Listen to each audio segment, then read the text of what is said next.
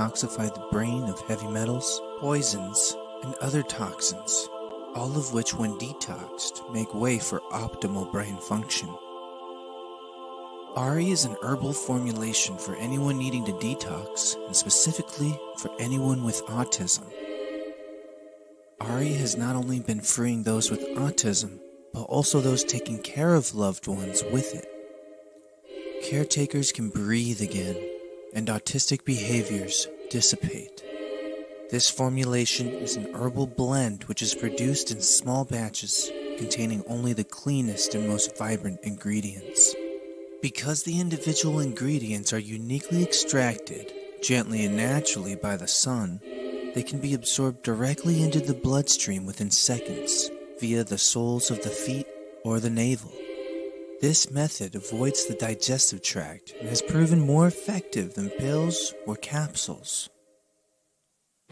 This is a 2-step program requiring a 12-day detox first, which helps eliminate any heavy metals and toxins accumulated in the brain. This is then followed by autism support and is recommended to use for as long as results are desired. The formulation contains no chemicals, CO2, or solvents, ensuring that it's pure and natural. Are you treating with Ari?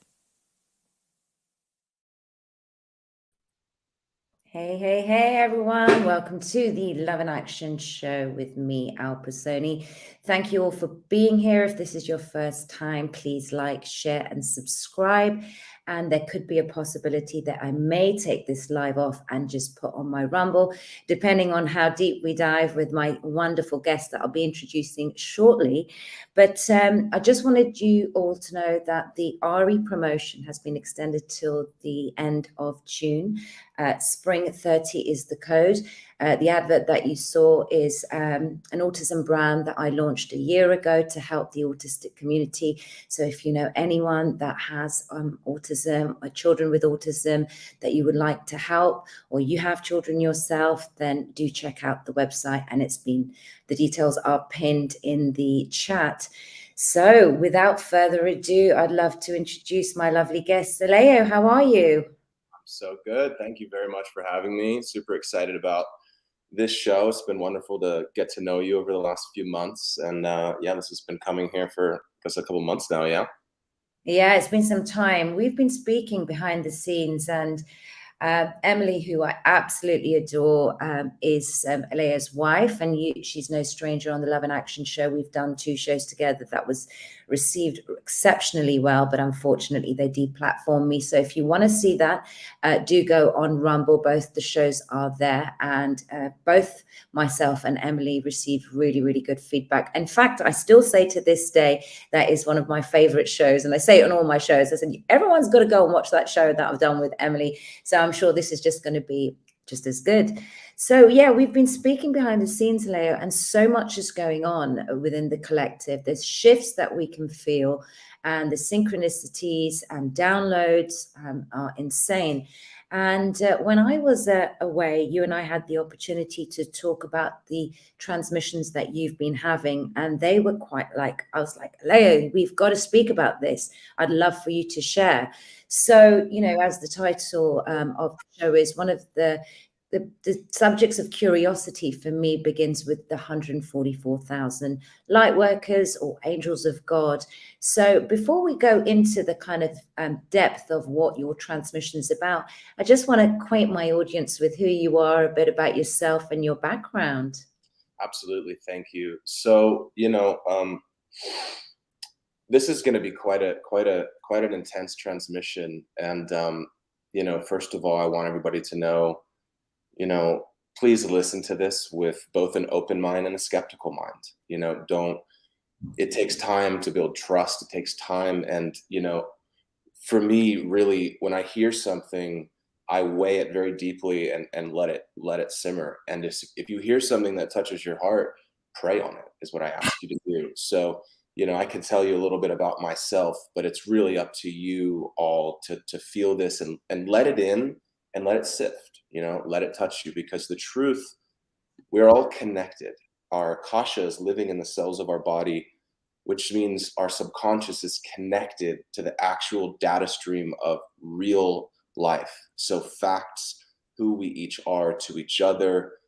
The truth is a felt thing in the actual physiological body. And if you're deep enough into that, you can hear it. So, you know, my story is probably like many of you. I didn't fit into this world very well. Early years were, you know, I followed Jim Morrison into kind of an abyss of just screw this world. I'm going to have fun. I literally, at that time in my life, I was like, I'm just going to go out early. You know, I really don't want anything to do with this world. I'm looking out. I don't see anything that I really wanted to be a part of. And while that was fun, obviously God had deeper plans for me. And, you know, something that I'll touch on later, when I was awakened in the beginning, I was about 20 years old. And I see pretty much every person that goes on an awakening journey, you first fall into what I consider spiritual traps laid by very powerful beings that have an intention of capping consciousness and ultimately preventing a true ascension process to get us stuck into weird beliefs. I went so passionately into these realms, and then I got humbled so deeply. And I believed what I was hearing, and I trusted people, and it burned me. So my discernment was not there. There was a naivety of youth and a lack of discernment. That led to, honestly, about 3 years of letting go of every belief in my mind. I didn't know anymore what was what, so I let it all go. And I think God kind of rebuilt me. And I spent about like your dark night of the soul. a little bit, yeah. And then I started coming back. Like, so believing anything that I couldn't see or know, I just stopped because there's so many beliefs. And this is a big problem in the spiritual community because no one knows what to believe, and we really do not have a kind of shared narrative. We don't. And that's a problem. There's so many offshoots. So God kind of rebuilt me over a period of like 6 to 8 years. And that started with men's group work. I was in a men's group every week, the same guys, where my emotional body healed. I got called out for the things that I was showing up not authentic in. And eventually it started to heal my nervous system because it was like, okay, I no longer have this belief that I have to be this way. I'm accepted as I am. And that opened my intuition back up. And then I was led into breath work with an ex-partner. We traveled around the world and did our version of shamanic holotropic breath work. That taught me deeply about the nature of trauma on this planet. And, you know, in that process of facilitating people in this deep emotional catharsis, it was like I needed to know how to serve that. What is this? Why is there seem to be this trauma that's deeper than a person's individual life? And so those 5 years were spent really in my own kind of training in a kind of psychotherapy, like working with individuals, talking about, so seeing all of these patterns. And I really feel that set me up for coming to Christ in the way that I'm going to explain, because I've also been extremely passionate about the truth. I'm one of those people, like a lot of people here, where I needed to know. Like, I needed to know what has happened here. What's going on? What is God? What's the design of creation? Is there a plan to remedy this? Which one of these different orations is the truth? Like, this was so important for me. And that led me, it actually led me into a year-long relationship with a woman that was she was born and raised in Jerusalem. And so I thought she was my union. And I went deep into different faiths that go back, which, in order to figure out what this was, it led me down this rabbit hole that I'm going to kind of explain today. So that led me to my partner, and she had come to similar conclusions as me. And it's been about, I would say, 4 years now that we've been together and teaching. And something I'm very proud of is that our core message hasn't really changed in 4 years. It's been stable. My consciousness has been stable. The things that have played out on the world stage have made sense within this map. So that's why I'm Yeah. very excited to share it. Yeah. I mean, just that the whole trajectory of your journey is it's prevalent amongst people that I'm speaking to who are on this truth-seeking journey and the spiritual path. And they're asking loads and loads of questions. And it's actually interesting that now in the last 4 years that stability has sustained, and it's almost like it was preparatory for you in this movement, in the lead up to this great global awakening that we've all been going through. No one can certainly deny that the energies are batshit crazy, and people are finding out what's going on, seeking answers, going through perhaps some of the things that you were explaining earlier on, aligning with people that may not necessarily be the best people to align with, for example, and then finding out and the hard way, etc. So, some of the conversations that we've had in with regards to what we are going through now, let's start really with your transmission and how did this happen? And let's start with the 144,000 light workers, because I've been seeing that number all day yesterday. And the person that I met, and I'd love to get you on a show with him because he's phenomenal and he shares a lot of the same transmissions as yourself. So go ahead. I mean, I'm looking forward to this. Beautiful. Let me open this door real quick and I will get into it. Just want to acknowledge everyone that's here while Aeleo does that. Hi, Truly. Thank you. Truly, please respond to my email. I want to speak to you. But yes, thank you everyone for being here. I know my show is censored. The Spiritual Badass Love in Action show is censored heavily. So just like and share and help me move these algorithms, and let's all go to Rumble so that we don't have any issues. So yes, go ahead, Leo. Beautiful. So a little bit of context here. So there's a story that maybe we'll get into on another show where both Emily and my journey prior to meeting each other was things that she did as a powerful grid worker set in motion, actual initiations in my life that brought me to Christ, which led to that relationship. And during that time, I had a series of about 7 visions, revelations. I've never had anything like that since. They were powerful from the breath work. It was something happened to my body. I went up and out and saw things. And they were so powerful, and I could feel in my heart the truth of them, that combined with research led to this understanding. And this is the hard part. People ask me all the time, where can I find this information? And it's like, first of all, there is no one place. When I did research, it's a little bit from here, a little bit from here, a little bit from here. But it really had to do with activating my own living Akasha so that the truth was a known thing, which, that's a whole different process, that as we all start to go through that, we will come together with a shared narrative and a shared understanding. And that's really, at the end of the day, that's the healing of what I would call the trauma-informed ego, which is really the base of the ego. It's a separation, it's a split. So that being said, the things I'm about to share, first of all, I am not a details guy. That's not my interest. That's not my passion. My passion is a wide spectrum, overarching thematic map that helps to bring clarity to all of the other. Imagine a tree, like there's the root and then there's the center of the tree.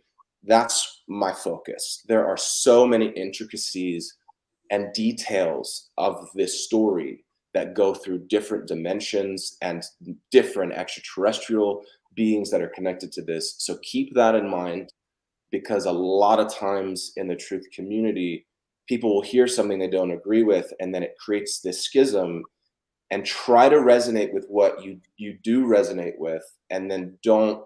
I'm not saying, there's a few things I will say with authority and clarity because I believe them.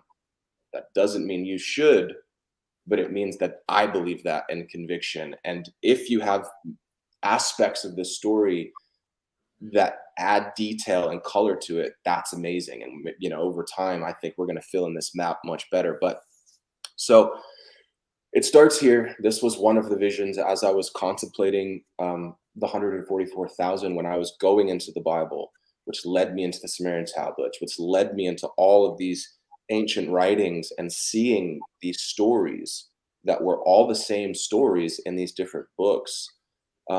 There was one day where I got just a glimpse of what I would consider the beginning of the creation of this universe. And so now imagine you're getting a glimpse, and whatever God felt, it's like every grain of sand on the beach, and mine was just one. You know, it's just a sliver of that feeling. This is what I saw. I saw whatever we're calling God as this formless essence, and I could feel this desire to populate the void of space with beauty and life, and also the desire to govern and manage that with a wisdom and a law that protected that innocence. And so I saw two primordial beings, angelic archetypal energies that emerged, that we could call them Christ Sophia. On how many planets are there in the universe? There's not going to be the same name anywhere. It's important just to understand the archetypes. What I saw the Christ, or that first son of God, representing was that reason, that will, that law, truth, protection. What he was protecting and serving with that law was the innocence of Sophia, or the feminine essence of life itself, which was beauty, essence, love, care, devotion. From there, I saw 12 pairs of archangels emanate from there, each coded to represent different archetypal aspects of the divine. And I saw this go out and delineate into 144,000 actual angelic beings. Then I witnessed the creation of lower worlds, and intuitively knew that it had to happen this way for God to experience, or self, whatever you want to call it, to experience being human, to experience being mortal, to experience all of the contrasts, and some people call it duality, that exists on developing planets like this. There had to be a safeguard, a divine management system, in order to make sure that that was safe and it was managed properly. And so from there, it just felt solar systems, galaxies are created from this confluence of angelic DNA, every planet coded in a different way. And there being a very, very real design to this, that self wanted to go on a journey. And this is really interesting, because this theory, it literally merges the creation theory and evolutionary theory. To me, they're one and the same, and they're both missing something. Okay, so in this principle, you have planets like this are created, and literally living organisms grow out of the mud, out of the mitochondria and the bacteria, the plant, fauna, eventually fish, animals. Then you get the hominoids. And there's an evolutionary path that is set for each planetary system, coded by the sun or star in that solar system, where life is meant to start, evolve, and as hominoid comes available, which really, you know, when the hominoid evolves on that planet, you then get the triune brain, which means now creatures have the capacity to self-identify, to question things, to abstractly think, to define things, which is the birth of potentially defining life in a way that's not ultimately true, which is, so there's this huge place where lessons of the developing soul come about, where maintaining a balance of love and wisdom, where Christ Sophia is what sustains at those times indigenous communities on this planet, sustained families and tribes in right relationship with mother, father, child, planet. Okay, so if that is maintained, if that is maintained, the species, the developing hominoid on that planet will evolve as, and this is another part of this, as the sun amps up its frequencies, there are natural stargates on every planet that open up to parental planetary systems of higher evolved beings living in higher densities of light.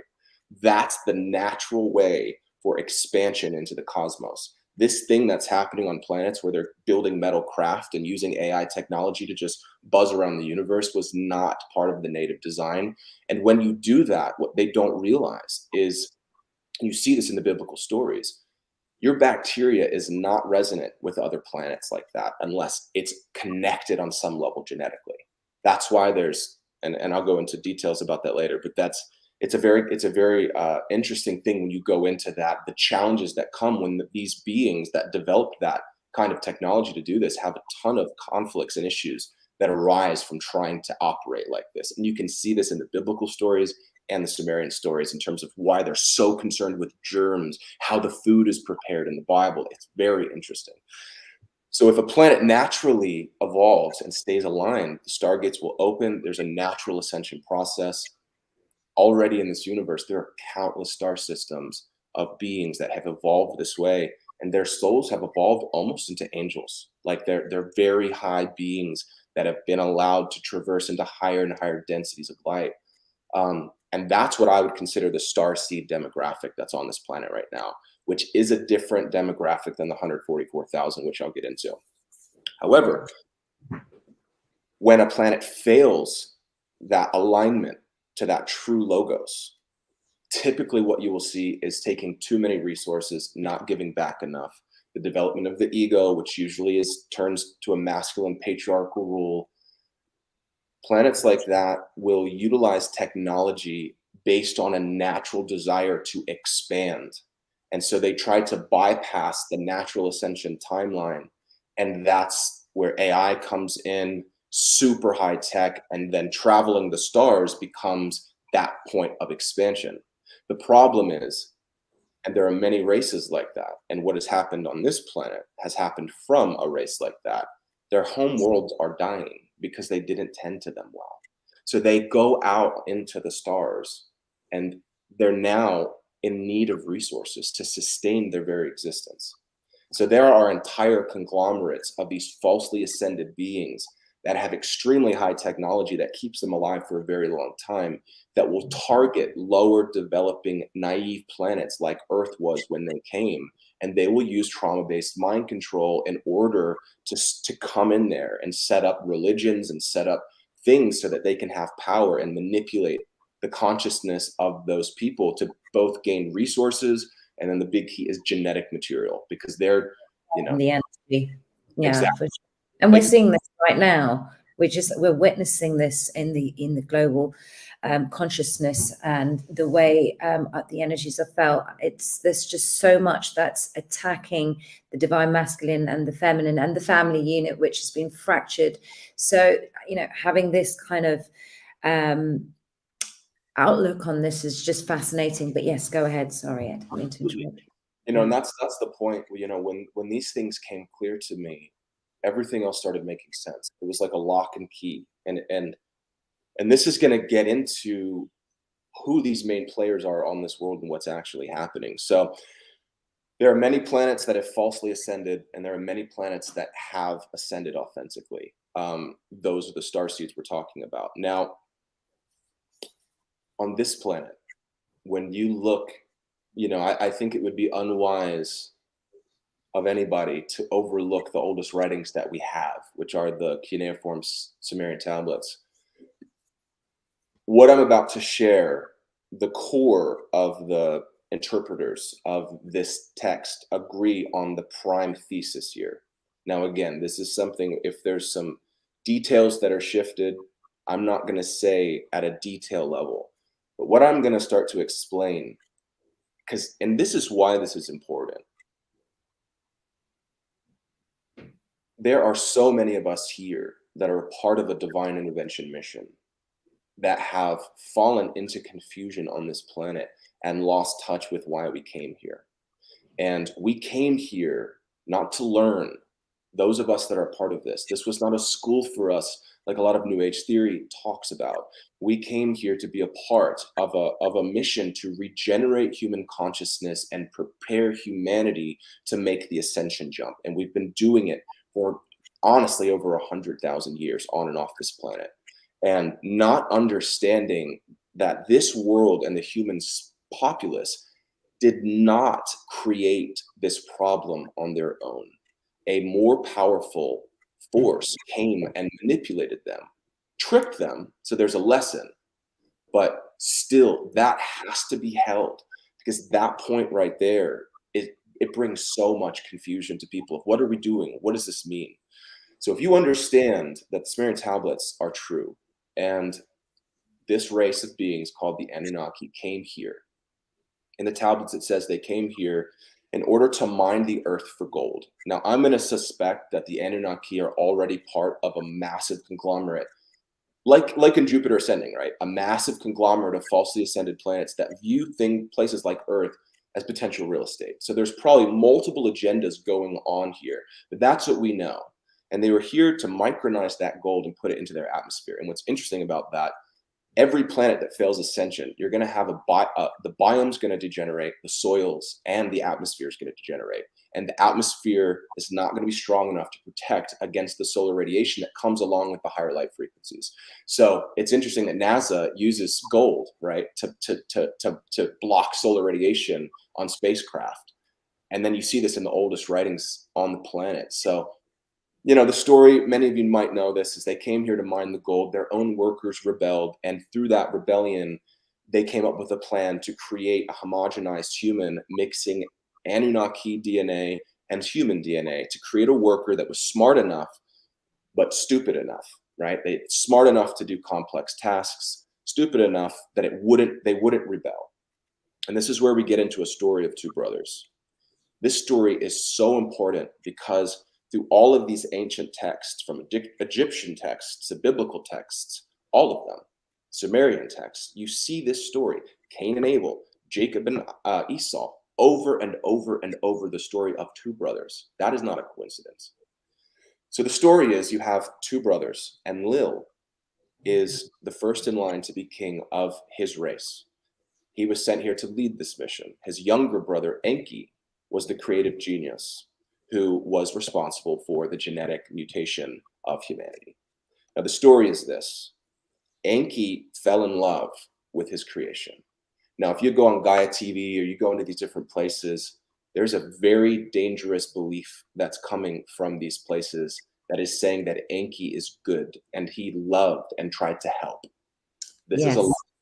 This is a lie. And if you go into really what's happening through certain, I don't go too deep, certain biblical offshoots of belief structures that have hijacked Gnosticism, okay? They've hijacked all of these. So there is a story created by people I'll get into that Jesus of Nazareth was Enki, the serpent in the garden. And it is a blasphemous lie, but I'll get to that later. So Enki, in my opinion, through that Akashic felt sense, he was more like a mad scientist that was enamored with his own ego and what he could do. So, and Lil is there for a mission and is disgusted at the thought of interbreeding through mating with humanity. But here we have the story of one brother who rebels from the other brother, and he recruits a bunch of these Anunnaki to follow him. Now, isn't that interesting in the Bible that it says, as Satan fell, he brought 1/3 of God's angels with him? I believe that Enki took 1/3 of the Anunnaki, because that word angel is a mistranslation based on the time period that it was created. It actually meant those not of Earth. So we're going to get into a story here where something's been projected as angels and God's army that are actually extraterrestrials, and that's the crux of this story.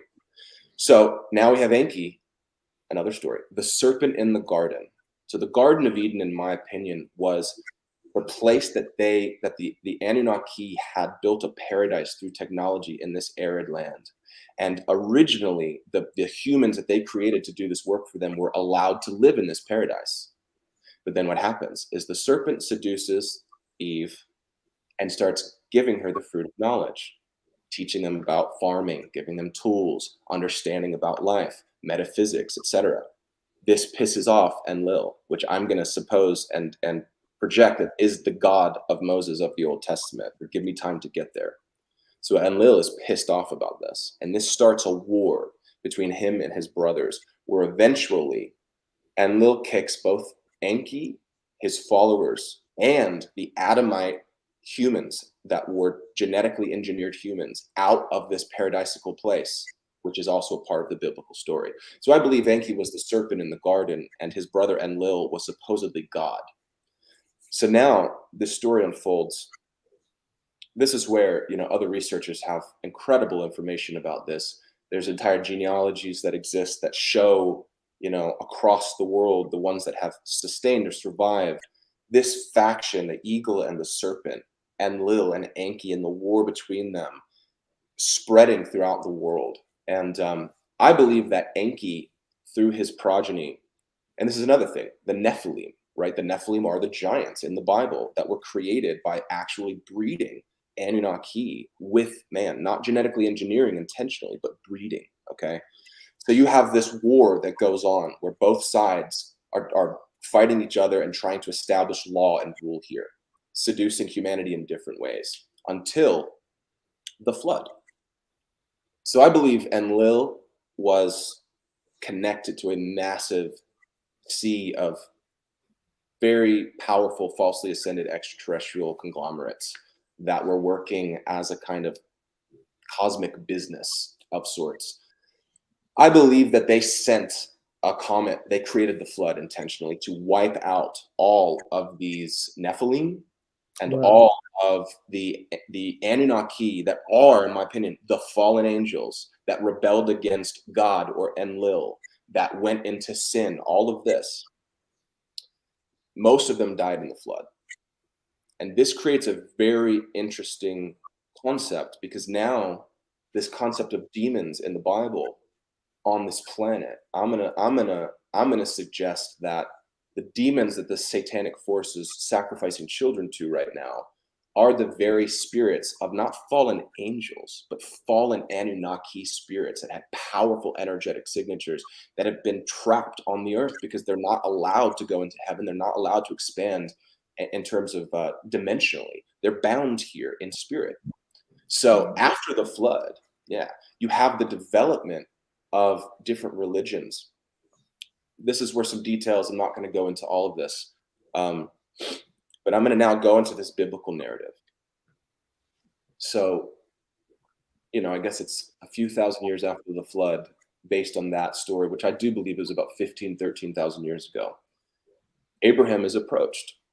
But the story and the part that most people don't know is that Abraham is first approached by this man named Melchizedek in the Bible. He's a baffling figure that has confounded many scholars. There's a lot of different interpretations of him. But Melchizedek approaches him first in order to go into a covenant with, I believe, the true God. I believe the purpose there was Abraham was chosen by God in a pagan world to bring first the concept of one God to this planet, and then later prophets through that lineage to pave the way for Jesus Christ coming and bringing the completion of that message, the most unadulterated prophetic stream that would exist, that would plant this seed on this planet. So now I want to get you into strategy, right? And this is where I'm going to get into three forces. You have one force, which is the true God, the true angels, the true star seeds that are actually ascended, that have they have a desire to help this planet. Two, the God of the Bible, representing his race and probably many other falsely ascended races who have a vested interest in benefiting from the resource and the genetic materials here. And three, the fallen spirits of that Anunnaki race that are trapped to the earth, that are demonic beings right now. Now, if something powerful happens on the planet where the actual God with that true authority starts to move, let's just say it was God through Melchizedek that tried to do this. both of those sides would want to hijack it and corrupt it. The thing nobody wants is God's authority coming down, true prophets bringing messages that actually bring sovereignty, and certainly not Jesus in his full authority bringing a message that actually connects souls directly back to God's love. That is their biggest fear. So I believe that once Abraham was approached by Melchizedek, this is why the God of the Bible, Yahweh and Lil, I believe, approached Abraham afterwards. And then think about what he wants him to do, right? He's like, I want you to circumcise your grown men servants, like 90 plus servants. And I want you to bring your child up to the mount and drive a stake into his heart, only to tell him at the end, you don't have to. So you go through the Bible. We don't have time for this in this transmission, but you go through the Bible, there is such clear evidence that whoever that God is, that's the primary God in the Old Testament, has literally nothing to do with the Father that Jesus spoke of and was representing. That seems like a patriarchal maniac, a homicidal nut job, okay? Like the things that he does and his beliefs and the way he talks about humans, to me sounds like an extraterrestrial that is disgusted with humanity and is trying to force this rule. And so, you know, looking through the Bible, you have, even going through the Old Testament, you have to suss out, is this really Isaiah's voice, one of the prophets? Is this something that they put in there? There's so much deception, especially through the Old Testament.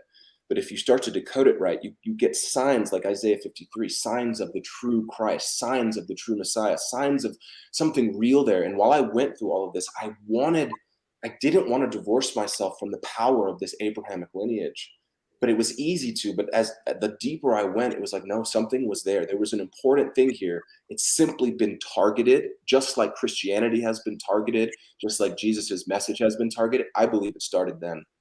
So I won't go into these details, but obviously the people, Abraham's people, over time, you know, the God of Moses. Well, here's the other thing.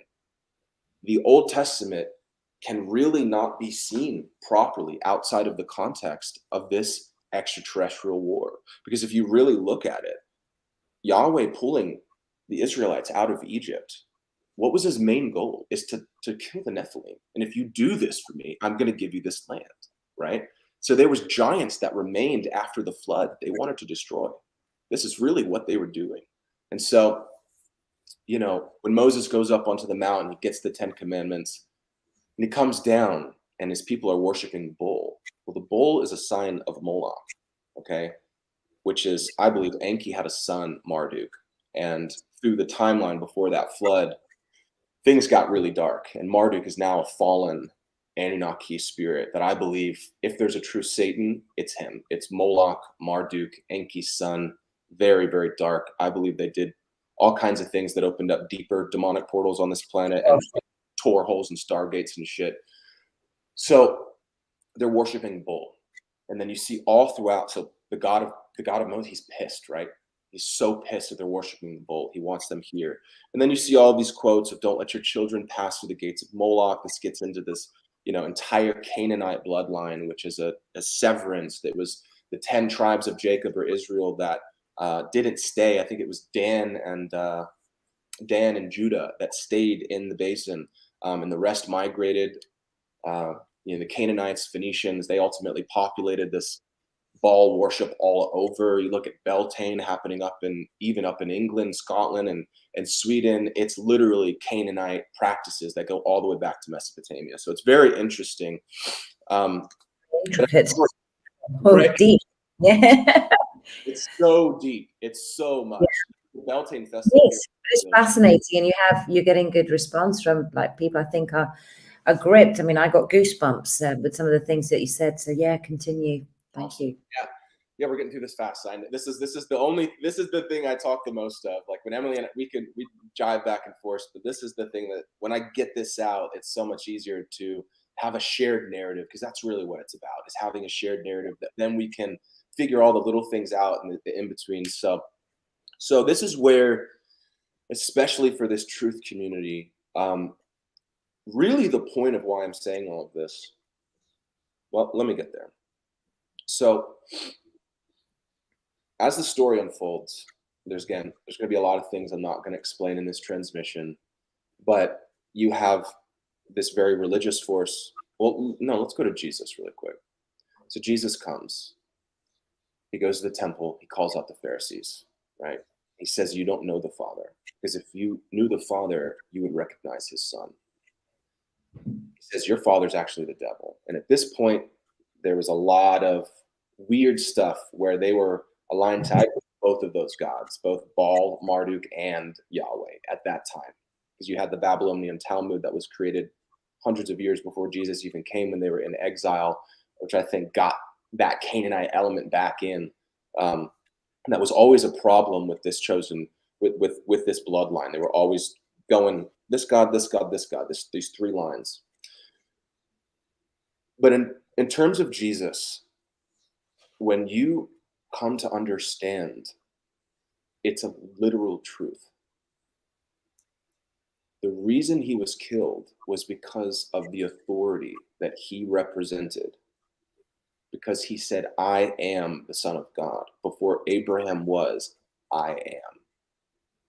Saying that to them, narcissist, blasphemy. But was it true? Was Jesus of Nazareth a literal incarnation of the Christ oversoul? I believe yes. I believe yes. I believe that Christ, Sophia, the entire 144,000 have been coming on and off of this planet for eons. I believe we're all here now, and I'll get to that. And who you are in God's eyes is very important. Your station, what you were created for. I believe it was a literal truth that has been vastly misunderstood about what he was doing and why he was there.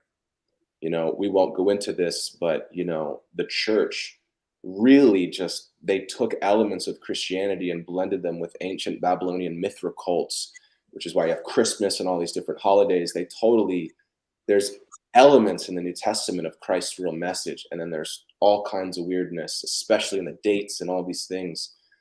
But we won't go into that. That could be for another show, because that's an entire conversation on its own of who Jesus really was, what he said, why it was so powerful, why Jesus actually was crucified. He did not die as a blood sacrifice for your sins, not like that.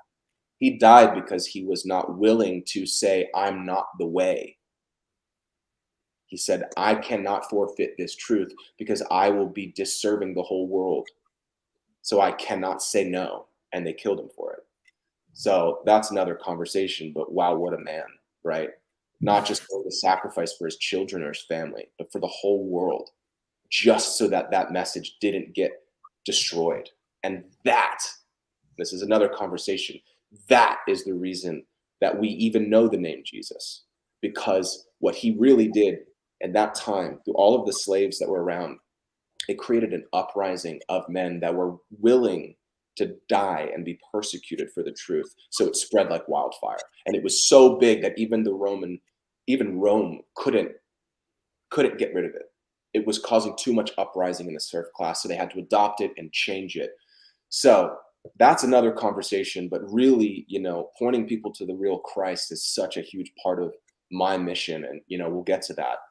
So over time, you know, after Jesus's death, you have now these two forces that are still these two brothers, right?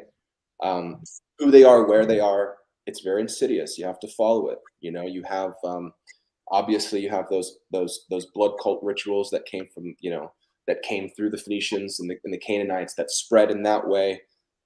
You have obviously the kind of more orthodox versions of both Christianity and kind of, I would say, Yahweh-based Old Testament Christianity and other faiths. And then you have, you know, what the real big problem is, you know, the creation of these secret societies, which all started with this group of beings. It really started with one man, I believe Sabbatai Zevi was a rabbi. And he taught through one excerpt in the in the Talmud, something called salvation through sin, based on one excerpt that said, God will not return to the earth unless it is fully good or fully bad. So they said, let's make it fully bad. And so they started their own kind of satanic cult based around biblical principles. and it grew like wildfire. His protege, Yakov Frank, I think he had 1 million people involved, and this was sacrifices. So they're picking right up on these, worshiping these. This is Canaanite blood sacrifice, child sacrifice. They picked right up. So there are these two forces kind of pulling people in different directions. So many layers to this. If the depth and the gnosis that you're giving sort of up the chain, if you think about it, in the audience are just kind of loving this message, but I just love the way you've kind of structured this transmission, because everything at grassroots right now, what we're feeling, the energies, and someone who's not knowledgeable in these kind of subjects, but I find it fascinating, and there is a curiosity as like, okay, this is what's going geopolitically on. This is what's going on with the new age spirituality, but the questions keep increasing. But you have to go kind of to the root, and this is what I say to a lot of people. So there's within the indigenous cultures, with my faith, with my background, there's so many similarities with what you're saying, but you're going right up at the sort of the echelons of the spiritual kind of realms to really be able to decipher to where we are coming to now. Thank you. Yeah, you cannot know who you are and where you are if you don't have the story of how you got there. And this is the whole point. If they were to wipe one of our memories right now, you're useless. Who are you?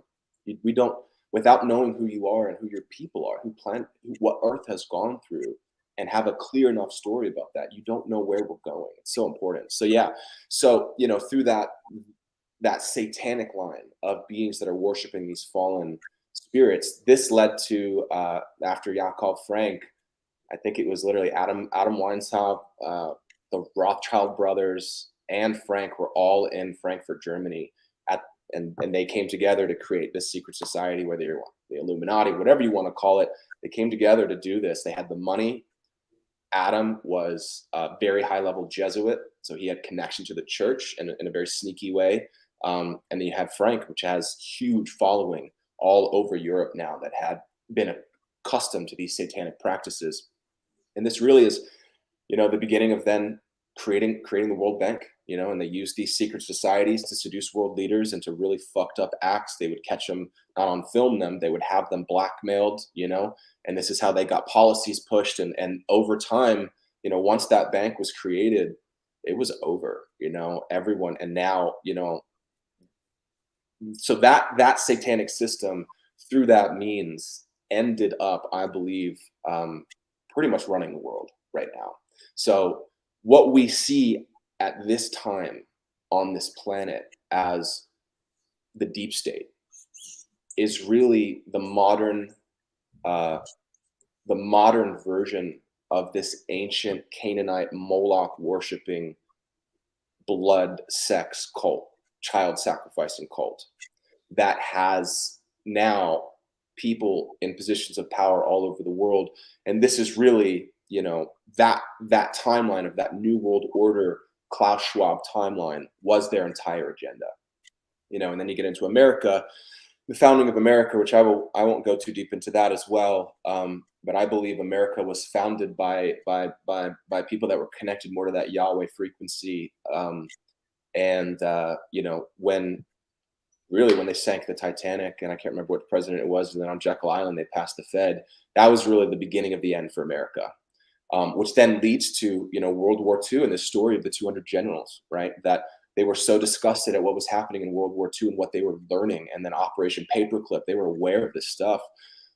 There's this, and this is from a guy, he was on X-22. I cannot remember his name, but he's kind of blowing up. He's connected to these military families that go way back, and they all knew there was this legend of these 200 generals that came together basically to fight the development of this deep state, which then when, Kennedy was assassinated, that went into full measure. And so I believe Donald Trump, without a doubt, was chosen by the military, by these generals, the lineage of these generals, in order to take down this satanic system. But here's what I want to get into.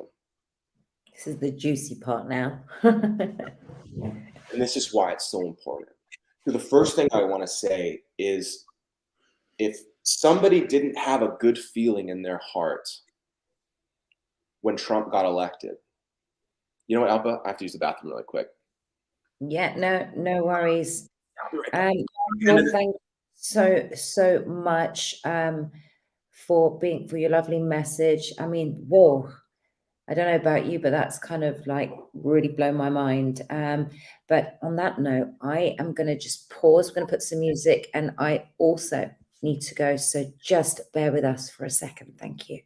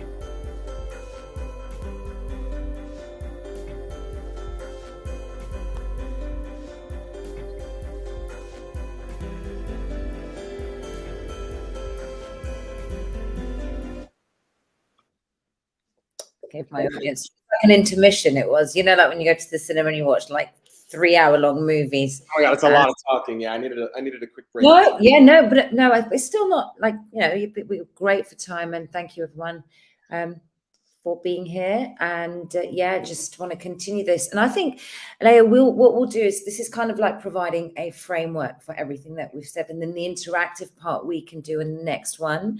So I think this is just, for yourself as well, because the intensity of this conversation, because it's the framework, and then there's so many different narratives behind some of the things that you've said. So we'll open it up to the audience, I think, next time, and I will actually invite another guest as well. So there's a deeper dialogue as well. So yeah, if you remember where you left off. Yep. So this is really the crux of this message, mainly because understanding what's actually playing out on the world stage right now is so important. And what I was just saying, to be clear, when Trump got elected, something started happening to my heart. I knew it was good. There was something different about it. I actually felt a huge timeline shift. And I knew people that were psychics that no association with politics or anything. And that day they said they woke up and just felt lighter. So first and foremost, despite what I'm about to go into around the nature of Trump and who's behind him, there's so much truth in that. What he is and what comes from him and what he's connected to is so much better than what we've been in. Okay, so that feeling of wanting to root for him and feeling good about it is real. It's just a matter of expanding our understanding to understand this a little deeper, because I believe that there is probably the most cunning deception coming that this world's ever seen. And I believe it's biblical. I believe it's revelatory and revelation. So I'll get into this now. So, obviously you have this deep state system that we just talked about. And then you have this kind of masculine, it's a good masculine, but it's definitely a little patriarchal. It's a little too one-way force that's coming through. And I'm saying this. I believe the deep state are aligned to the progeny of Enki, the fallen Anunnaki spirits on this planet. And I believe Trump and many of the white hats around the earth are pawns in a game where that same force that sent the flood want to come back as saviors. I believe they wanted this satanic rule to happen in order to decimate humanity. They brought these fallen angels to their knees, and they wanted this sickness to spread so that it would break down hieros gamos, right relationship, families, to the point where we were in so much chaos that we would be begging for a savior. I believe what Trump represents is the biblical force Yahweh and the biblical prophecies of God returning and casting these fallen angels into the pit. I believe that's what's really going on. And so what I see happening in the next few years, he's definitely going to be back by 2024, if not sooner. Yeah, absolutely. Probably sooner. I definitely think that the military, something's going to happen. They're going to completely, our currency structure is already depleting. I do see them completely abolishing the Federal Reserve, the entire governmental structure that we know right now, and going to a constitutional republic. And this is all good. I do believe they're rescuing kids from dumps. I do believe they're taking down the sickest people on this planet. And I do believe that the beings that are behind this do think that those beings are sick and are not as bad as them. But what if there's a force that has always used religion to make itself seem like God when it's not? What if we're looking to Trump as some sort of Christ savior figure unconsciously because of how desperate we are? But what if we're naive to the possibility that this is a massive trap and trick? What I see is Trump will return. I think during about 5 to 10 years, it's going to be awesome in a lot of ways. It's not going to get bad that fast. I believe that they're going to bring technologies from ETs that are going to heal the oceans. They're going to end hunger. War is going to be done. They're going to do all these things that seem great, right? Signs and wonders, though. Remember, signs and wonders in Revelation, okay? They're going to do all these things that seem great, and they will be great. It will be much better for us all financially. There's going to be a lot of upsides, but I believe over time, there's going to be ambassadors to these ET nations, and there's going to be a disclosure that happens. They are going to try to indoctrinate, and they're going to not just ask, but at a certain point, demand anyone that's benefiting from all of their technologies, from all of their new systems, to come into a kind of allegiance to the force that they represent, which will be, I believe, the great trap. Because think about Trump coming back, pulling off the red tape. Silicon Valley is going to go through the roof. Tech development is going to go through the roof. This threat of tech is so strong. There is no way, whether it's good or bad, that the system that will come through Trump is not going to lead towards transhumanism. Like, it's obviously moving in that direction. And so what I see, though, is eventually Trump and through this force that's behind him, they build their own kind of global governance. So we have two timelines of this global governance, in my opinion. You have the deep state one, which is really sick. That's like a Hunger Games, like demonic, okay? They would just destroy the planet. They don't care. They will eat all the food until it's gone. That's why they're easy to beat in chess. They're just hungry, vicious, easy to trick, okay? And they've been tricked and they've been beat. Actually, it was Halloween maybe 2 years ago, that timeline on the probability matrix for that satanic world order to happen, it collapsed completely. There was no longer, it was already losing probability. It lost possibility about 2 years ago. It's over. That will never happen. It's been done. But the other timeline, which I believe is what I would call the false ascension timeline, is very much alive. So Trump is being set up right now to be seen as a savior, even with the Abraham Accords. There's so many things that he's around the world. He's being held up as this archetype. The question is, what system will he bring in, and what will that mean? And so at the end of the day, you know, we have to ask ourselves, do we trust what he's going to bring forward? And are we serious about sovereignty? Are we serious about what's happening on this planet? Are we serious about doing what we came here to do? And now I'm going to tell you what I believe God's true prophetic plan for the redemption of humanity is. And I believe Trump is the second beast in Revelation, the beast of land. And the beast of water, the maritime admiralty system, was the satanic system. This is the beast of the land, which is the great trick. I believe that's got antichrist overtones. And so this is what I see. Just want to interrupt a little bit. Thank you. Someone called SK. See, this is he says, can't wait for Trump to come back. Really thought and hoped he'd have done it by now, but I'm 100% he'll do it soon. So this kind of notion that you explained, where all of us at some point thought Trump was the savior, and there was this despondency with the things that he didn't do, and then we understood that this was far greater and bigger, lots of psychological psyops going on. People started like getting frustrated with Trump, and even now on social media, you know, people are like, oh, well, I just don't, this is all a ruse, this is all psychological psyops, and none of us really truly know what's going on. But the way you've explained things really at the root and then filtering it down, it's kind of now making sense, because it's so deep, it goes so deep rooted. So yeah, there's been a lot of disappointment surrounding Trump, and I do believe he's a good guy still, but again, the things that we thought were going to happen didn't.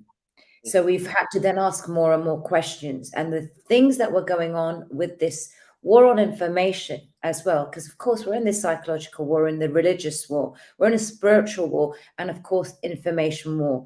So there is so many trains of schools of thought, trains of thoughts, where it's there to confuse humanity, so that we're not truly going inward and asking ourselves and being able to do what I believe we have as spiritual beings and powerful beings have been completely desensitized from all our powers, that we've gone outward and not inward.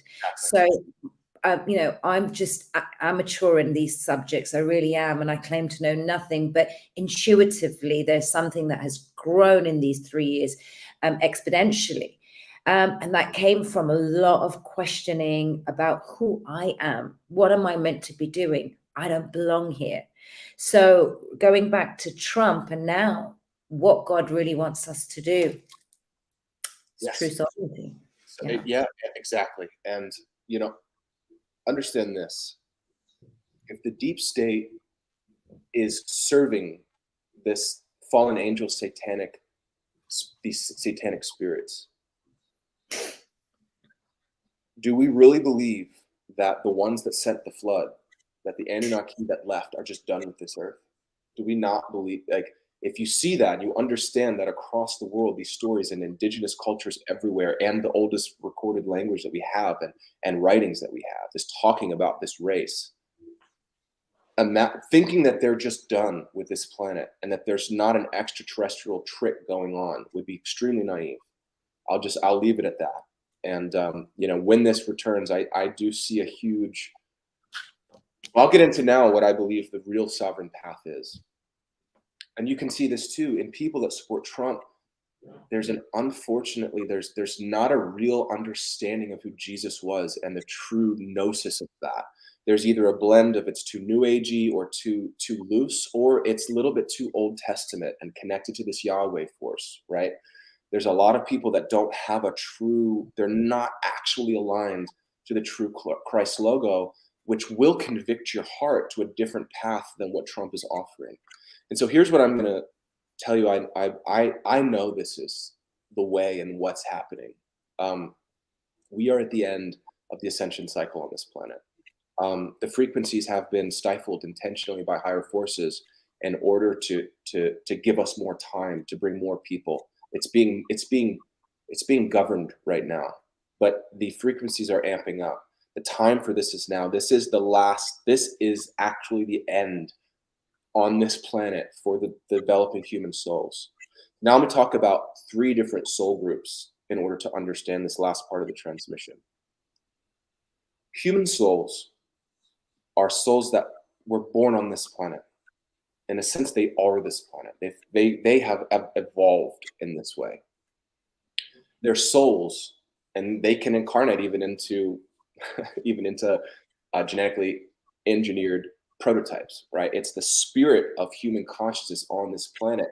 These are beautiful souls created for a beautiful reason, to go on a journey away and back to God that's been hijacked and messed with. The afterlife portals, the astral highways have been corrupted by dark forces. So people go in and out of lifetimes without actually going to heaven and getting a real life review. They're being met with beings that are imposters and imposter AI developed spiritual realms. But these people are sparks of God that, if they ascend, are going to add beautifully to the tapestry of creation. Star seeds, like I've said, are beings that have evolved on other planets like this into angels of light, basically. And they can get so high in their devotion to God, they can choose service missions like what's going on Earth. There's about, I believe, 200 million is the number I've heard, star seeds on the planet. Now, angels, incarnate angels, are members of the 144,000. And they actually come on and off planets, little slivers of their oversoul. I believe all of them are here now. And I believe there is a shared mission blueprint that starts at the top in this divine hierarchy, but that it's literally coded into our genes on this planet of what we're here to do. Waiting for Trump, to me, doesn't seem smart. If I'm wrong and Trump is great, and we do what I suggest we do, all we do is create an epic system and new kingdom that'll just be an amazing contribution to planet Earth. But if Trump isn't good and we don't do this, this is the real fear. Being stuck in the system that I believe he will build. If we do not build our own sovereign network, we will be dependent on theirs. I don't trust theirs. I don't think you should trust theirs. But either way, I think it would be awesome to do this. So this is from another vision, but I believe what we're here to do is to create our own system, build our own infrastructures, and through land-based communities around the Earth, which I believe will include entire island chains, like I believe Hawaii will probably be the literal epicenter of this thing. We choose real sovereignty. We build out our own infrastructure. We plan within 30 years to have everything developed, produced, and managed from within our own closed system, our own social, our own virtual systems, banking structures, everything. I believe the blueprints and the plans are here for this. And I believe we've been waiting for a time where God was going to activate the 144,000. They are here to build that kingdom. That kingdom will be in the spirit of Christ. This is the inner kingdom manifesting as the outer kingdom. Inner kingdom is true sovereignty over all dependencies, over all outsourcing, truly sourcing to God. And knowing God is knowing what God wants you to do and what God has planned. I'm telling you, I know this is God's plan. In my heart, I know it. And I know there are powerful beings all over the world that have the blueprints and are already building this. My best friend right now, my oldest friend who helped me through all of this. There are things I cannot say here, but he is a literal genius and has been working with a team of, honestly, it's a hand-picked international team of coders and software engineers building out apps and building structure for this thing. It's been happening for a year and a half now. Wow. It's so exciting to a lot of these guys that there are some of the young bucks over, this is like in different places in the Middle East, really, they're coming from, young bucks that they're doing it for free because they're so amped up about what this can do, because they're all so suppressed. They love anything like this. So there's so much I cannot reveal here, but eventually as we move forward, this great friend of mine who I can explain a little bit of what it looks like, but when you hear him talk, this happened about 2 years ago. I heard him, because I basically told him this vision. I said, I see this system, and it's a chain of, whether it's 10 acres or an entire island of people that declare that they are men and women of the land created sovereignly by God, that they are aligning to a system that we build that allows them to trade with each other, share information, all of these things, that they are protected by that. And I believe God, the true God, is going to protect this system. Those that truly choose Christ, choose sovereignty over any and all outsourcing opportunities and truly go inward. That literally leads to one place. This is the vision, that the firewall to building this is for the individual to actually choose that and not constantly be looking outside. And so when I told him this, he goes, "You're not gonna believe this, man." It's like 10 years ago or so. And this is a Peabody graduate composer. Like, he is literally, like, in terms of his intellect of managing systems, he's a goddamn genius. He's like, 10 years ago, I got struck with this like lightning storm of inspiration about how to create a runaway civilization. And he said, I spent a whole summer locked in my room writing out all this stuff. And we are at this time talking with this investor from Dubai when all this started a few years ago, before we learned we were going to have to wait before this really there was going to be a time where this could start moving, which I believe is starting soon. So he gets on the phone with this, he revamps all his ideas and the charts and the maps, and he gets on the phone, and it is a 2-hour transmission that would blow your fucking mind at how realistic, grounded, non-fucking frou-frou, like, it can start soon, it starts slow, it's modular, it builds onto itself. You don't have to be fully aligned. It goes from high dependence to no dependence. It's genius. And so, you know, this is my conviction. This is what I know. I'm here to bring a message of what's happening, what we should watch out for. And if you're bored of waiting for Trump, or if you want to do something and you don't know what to do, well, there's something we can do. And if enough of us get somewhat decently into a shared narrative and realize that we have everything that we need, there's nothing actually stopping us. It's a matter of getting on the same page, out of our egos, and coming together. And I believe that God is going to initiate this through the 144,000 leaders. And I believe when Christ said, and the whole Lord's Prayer is literally about, this is about God putting his true people, which are angelic beings, incarnations of them, and millions of starseeds, who all are contracted in spirit to achieve this, who have no actual karma here because they're not here for them, they're here for the earth, which means that their higher self and their soul has actual authority over their incarnate trauma-based ego.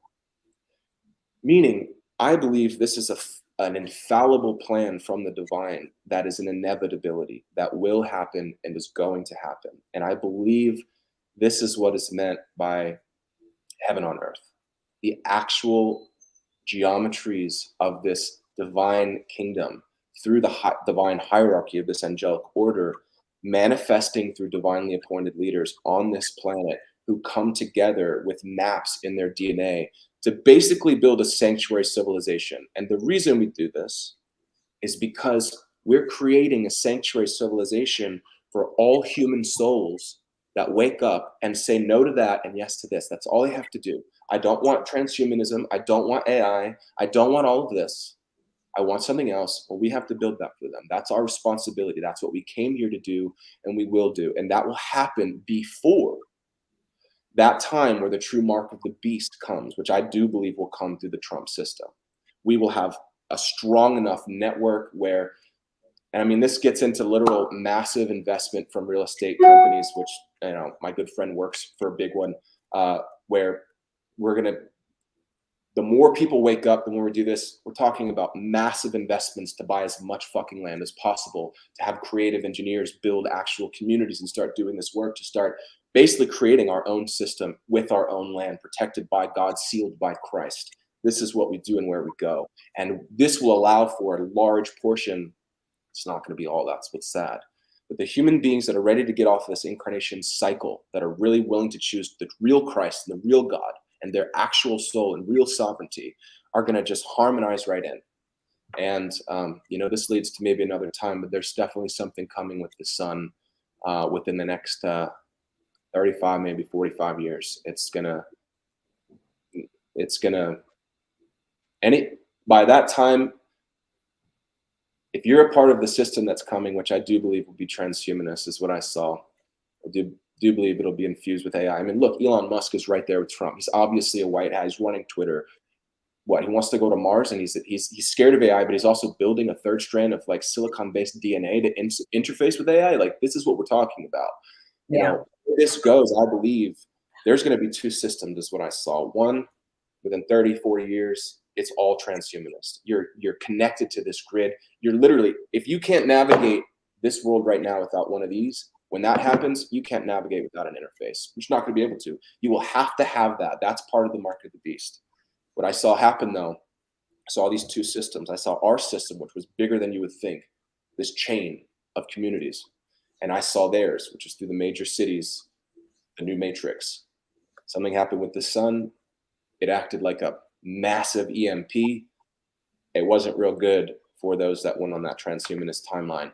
But for those of us on this other timeline, I couldn't see past it, but something marvelous happens. Like it's a blast of light that something happens. So that's really it. That's the whole thing. Yeah, Wow. that's the whole story.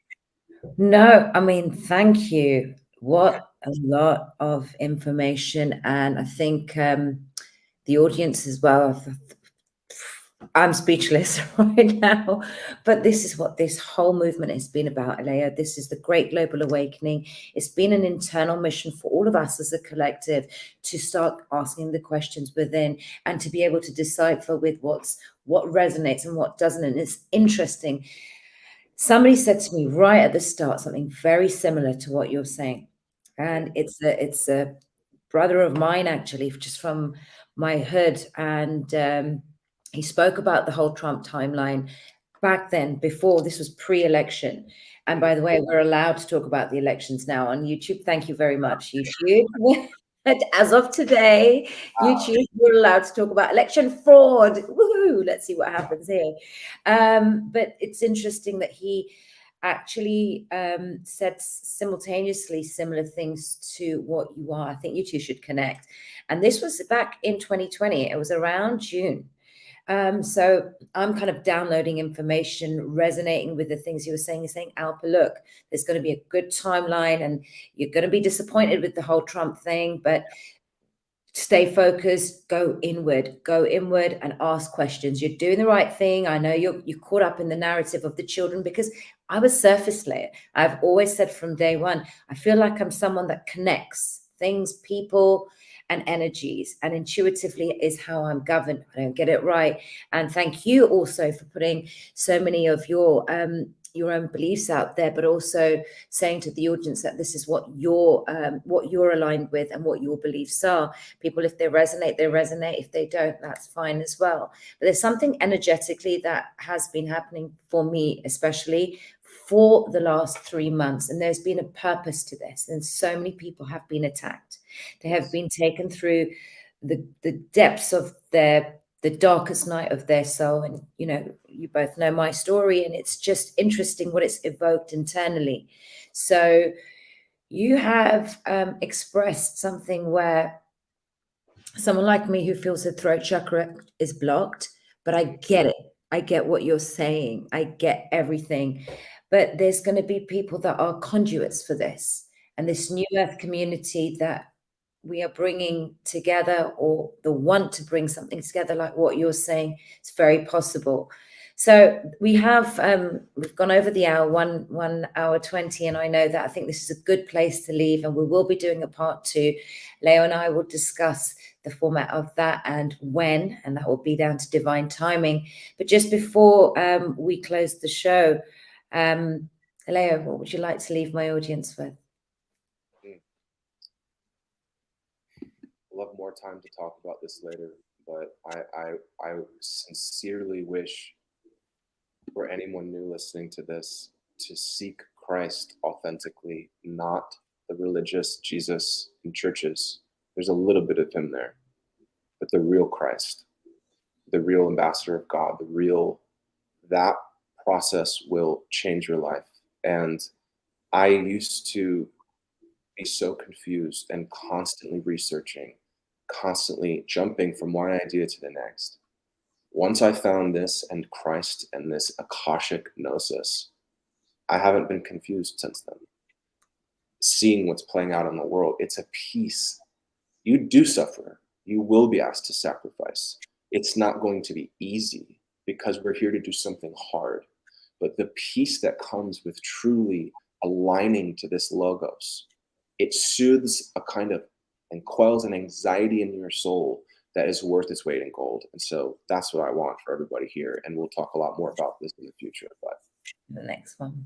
Yeah. Thank you, everyone who've been present throughout this show. I really am humbled. And once again, like I said, I'll intuit whether this stays on YouTube, but please be rest assured it will definitely be on my Rumble. So if this resonated with you, like, share, and subscribe.